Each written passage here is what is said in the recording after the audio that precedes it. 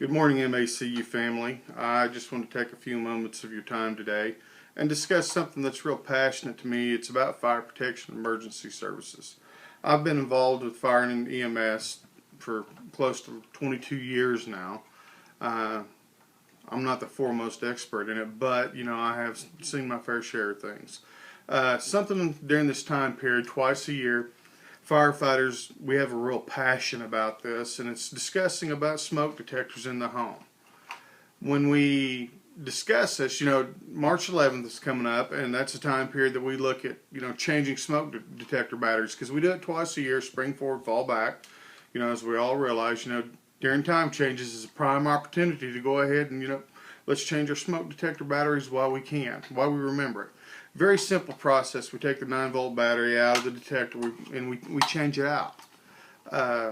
During 2006, there was a study done by the United States Fire Administration where they discussed, fatality house fires. And during this time period, it came to their attention that 60% of the homes that involved fatality house fires, they actually did have, smoke detectors in the home. But less than 40% of those homes actually had working smoke detectors. And it's quite an alarming factor when we look at this on the basis that, for less than $2, we could save a life. And when we take this time period, we stop and think, what is a life actually worth? Do we think a life is less than $2, more than $2?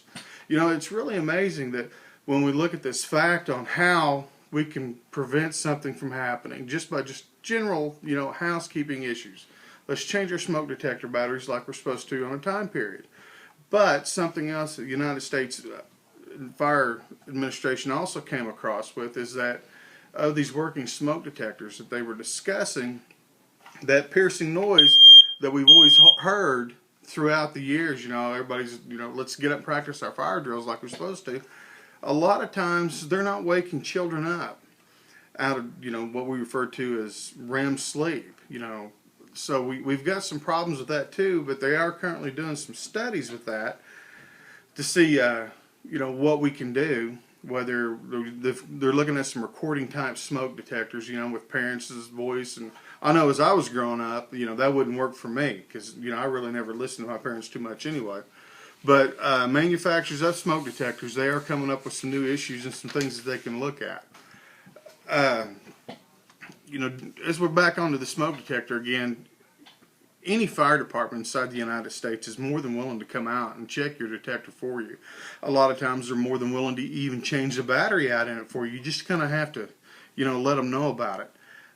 During this time period of the year like we talked about, this is where we get out a lot of our PSAs, public service announcements about, being able to, practice your EDITH drills, exit drills in the home is what we refer to them. It's called an EDITH as an acronym on how we can tie these two things together and make it a worthwhile effort for all of us there. As we change our batteries and our detectors, we can also practice, our EDITH drills as we're there. Today, I just want to kind of just sit here and let's drive this time period home that, this is something that we need to do. We need to take a look at, to actually, possibly prevent a fire in the home, by our electrical devices that we live on. And if not, maybe we have that take that little due diligence and a little extra step in life here, and that we can practice our EDITH drills in the home, change our batteries like we're supposed to. These are some of the things that are key points that when we discuss and we talk about in any of our demonstrations that we do during Fire Prevention Week. Maybe we need to consider Fire Prevention Week being twice a year instead of once a year in October. But these are some things that we look at.